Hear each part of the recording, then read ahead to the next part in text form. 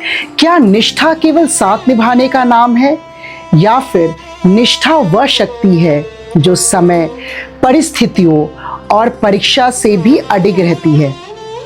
क्या एक जीवन साथी केवल साथ चलता है, या वह हमारे आध्यात्मिक पथ का सहयात्री भी बन सकता है? हजारों वर्ष पहले वैदिक भारत में एक ऐसी स्त्री हुई जिनका नाम आज भी आकाश में चमकता है। एक ऐसी ऋषिका जिसे केवल उसके पति की पत्नी के रूप में नहीं, बल्कि अपनी तपस्या, ज्ञान और निष्ठा के लिए स्मरण किया जाता है। उनका नाम था अरुंधति। ऋषि वशिष्ठ की पत्नी अरुंधति सप्त ऋषियों में स्थान पाने वाले महान ऋषि वशिष्ठ की आध्यात्मिक सहचरी थी। लेकिन उनकी पहचान केवल यहाँ तक सीमित नहीं थी। वे स्वयं विदुषी, तपस्विनी और धर्म की गहन ज्ञाता थी।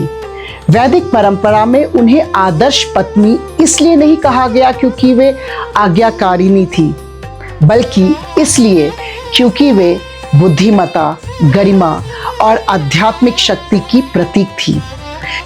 कहा जाता है कि वशिष्ठ और अरुंधति का संबंध केवल गृहस्थ जीवन तक सीमित नहीं था।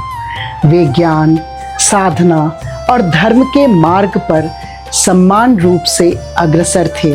जहां वशिष्ठ ऋषियों के गुरु थे, वहीं अरुंधति उनके जीवन की संतुलन शक्ति थी। उन्होंने दिखाया कि गृहस्थ जीवन और आध्यात्मिक जीवन विरोधी नहीं है। जब दोनों धर्म और सत्य पर आधारित हो तो वही जीवन साधना बन जाती है।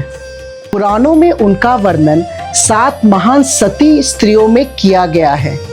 उनका तप इतना महान माना गया कि मृत्यु के बाद उन्हें आकाश में स्थान मिला। आज भी सप्त ऋषि मंडल में वशिष्ठ तारे के साथ दिखाई देने वाले छोटा तारा अरुंधति माना जाता है।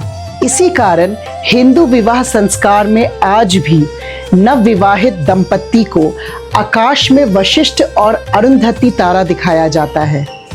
यह केवल एक खगोलीय परंपरा नहीं है, यह एक स्मरण है कि विवाह केवल साथ रहने का वचन नहीं, बल्कि समान मूल्यों, सम्मान और आध्यात्मिक विकास का संकल्प है।